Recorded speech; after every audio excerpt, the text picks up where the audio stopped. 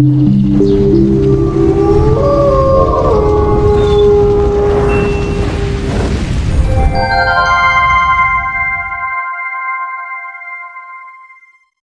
a small village deep in Africa, there lived an old woman named Grandma Nandi. Every day, she would sit by the big tree at the edge of the village, holding out a small clay bowl, asking for food or coins.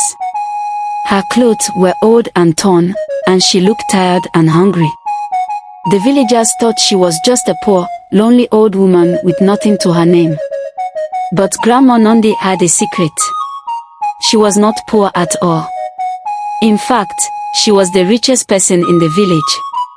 She owned many fields where crops grew tall and green.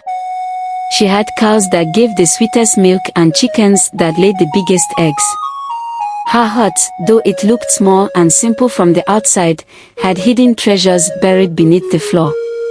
Many years ago, when Grandma Nandi was younger, she had worked hard to save her money and buy land.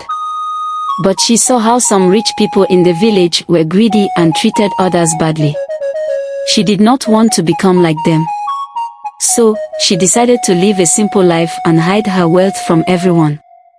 As she grew older, Grandma Nandi noticed that people in the village only respected those who appeared rich.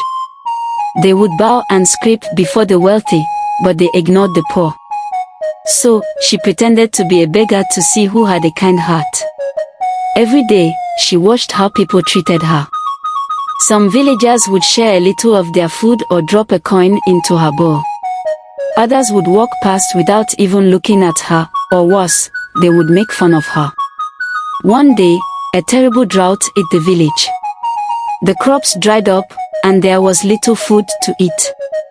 The people began to suffer. But even in these hard times, a few kind villagers still shared what little they had with Grandma Nandi.